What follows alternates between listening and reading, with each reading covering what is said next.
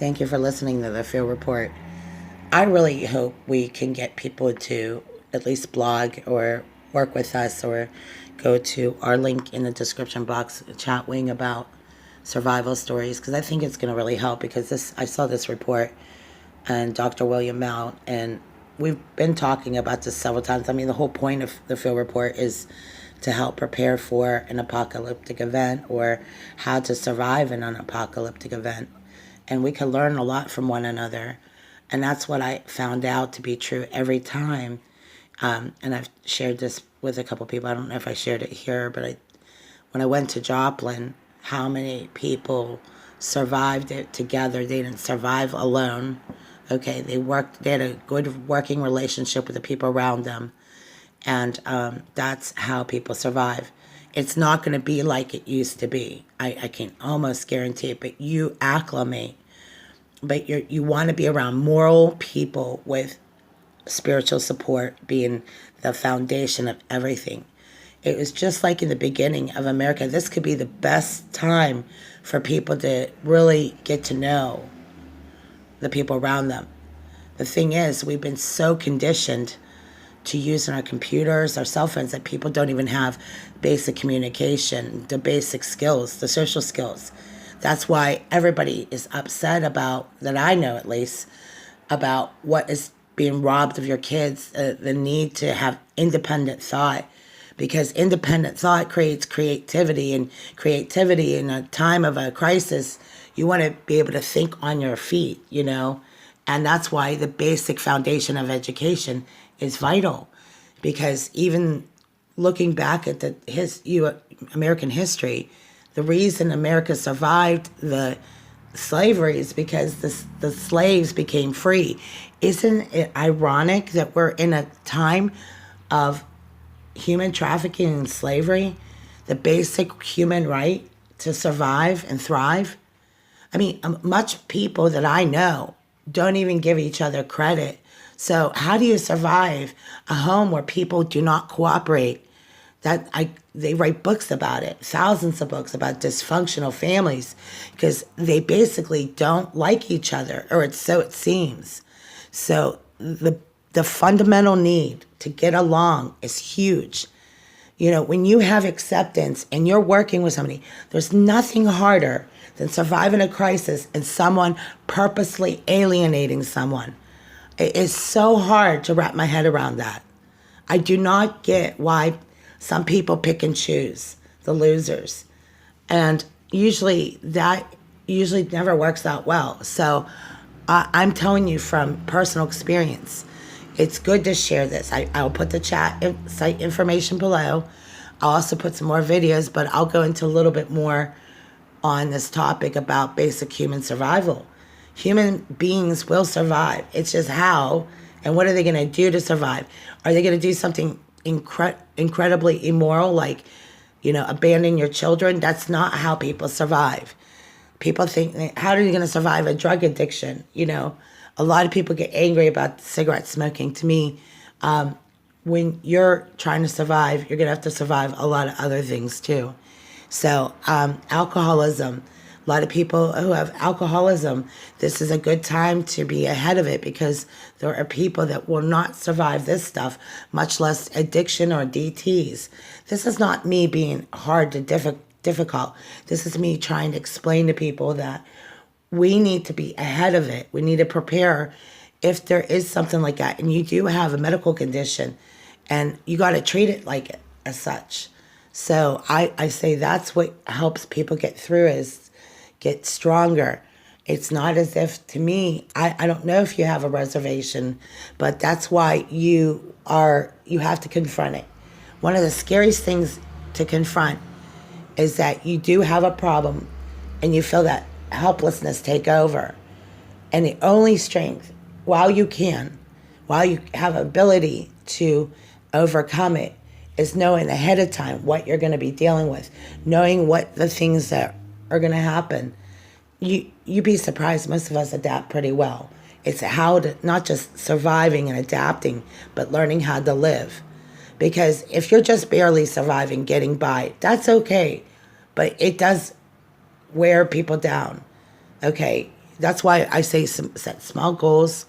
Say, okay, I can do this much, but you have to be able to rest and nap and have some order in your life. Because I do not know how people respond to crisis or family crisis or dysfunction unless there's some semblance of normalcy and order.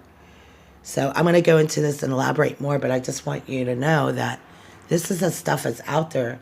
You can see from the early report, it lays the case that I think most of you know, but that's why even if you don't know, that's why I have the chat wing up, and you can link in. I'll check in to see if any of you are responding. Tell me some survival stories, some things that maybe you could help us, maybe have some more offer, some insight. But human survival is all dependent on the human beings involved. If they don't want to cooperate with somebody, then you're probably most likely better off hooking up with a team of people that will. And it's never good to leave somebody out there on their own, though. It's not about being on your own anymore. You got to learn to survive with people and work together. And if there's a crisis, you're going to want to be around people that are going to help you survive it. So make sure you're around people that you work well with. Don't hang around and stick around with people that are not there to help you. And it's just that simple. You're listening to the Field Report. It's really, really important that you listen to this post because I'm going to tell you some basic things.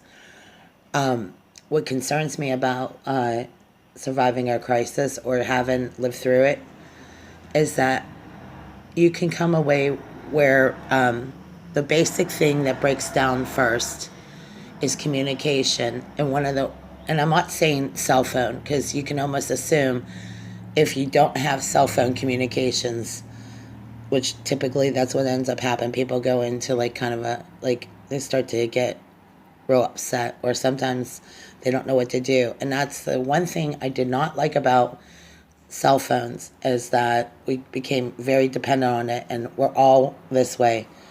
And when you think of a generation of children that have grown up only with cell phone communication, they don't communicate, they're zoned into the computer, the tablet, they do not know how to adapt. And I think it's going to be one of the hardest things to discuss, because people assume that, I don't know if people assume, but a lot of people assume because they're prepared or things like that, but the breakdown happens quite quickly. That's why we told you guys maneuvers, and we've been called names, crazy, everything, but it's going to matter.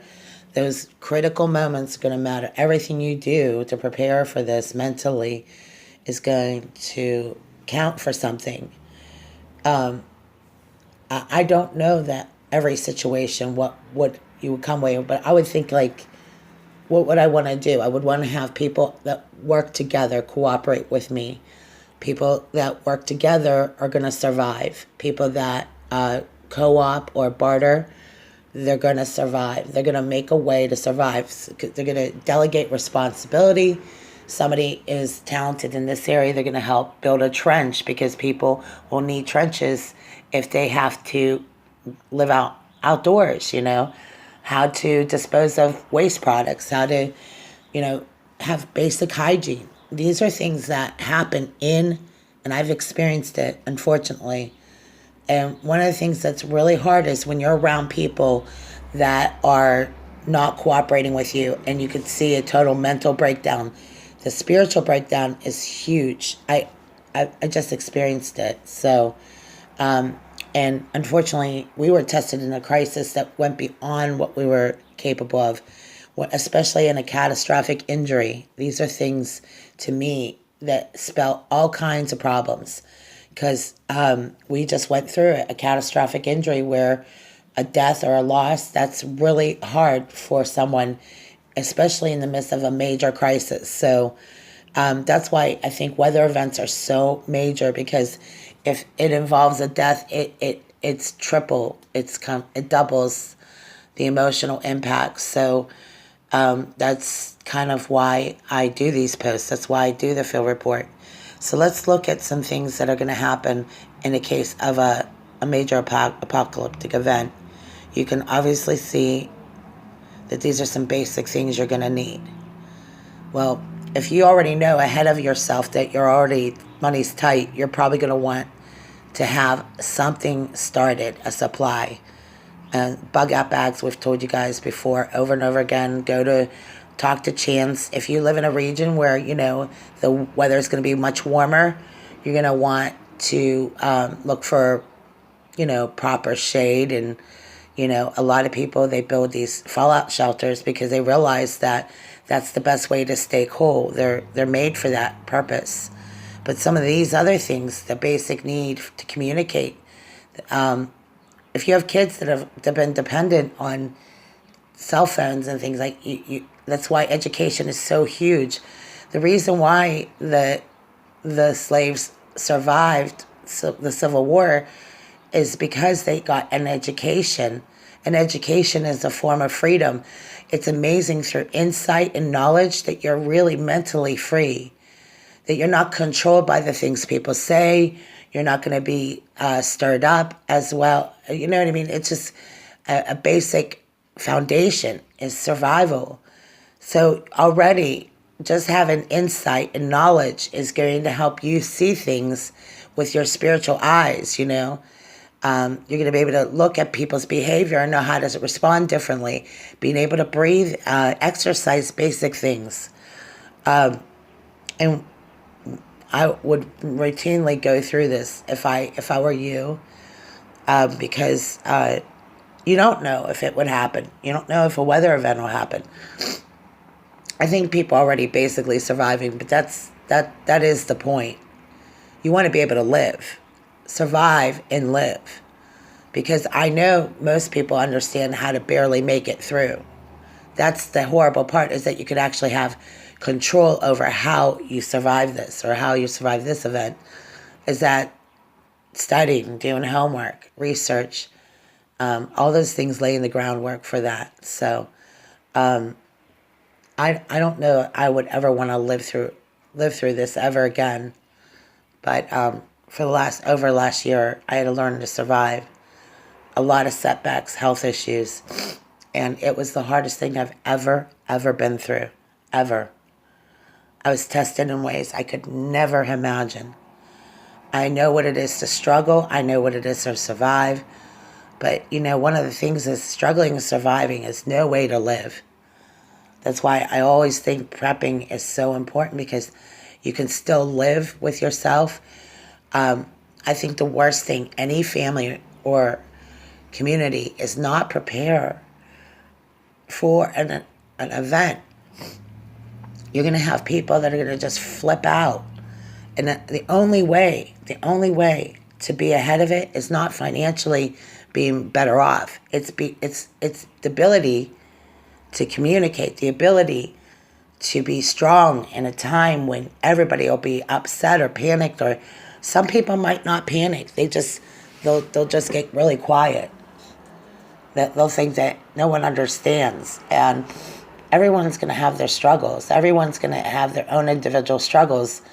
And that's what makes each of us unique. But we also all have unique gifts to offer one another. That's why I think somebody that's a better communicator is going to be the one that I would put in charge of, how to discuss plan A, plan B, how to fish, how to cut and prepare a fish dinner. Do you know anybody around you, at least living in a city environment, where they're going to be able to know how to fish and successfully catch a fish, and how to cut it and clean it? See, a lot of us weren't raised this way. A lot of us were not raised with the basic skills. That scares me. So when I lived in Branson, Missouri, I saw a lot of women fishing. I thought, wow, why didn't we learn this? Why did women been taught to hunt? Especially because women are on their own and they're raising children. But when I was in Missouri, that's exactly what they were doing. Women were taught how to fish and hunt. Because basically, if it came down to it, and if you were in a weather event, like Joplin or any kind of tornado, or worse, you would have to survive off the land. I'm not kidding.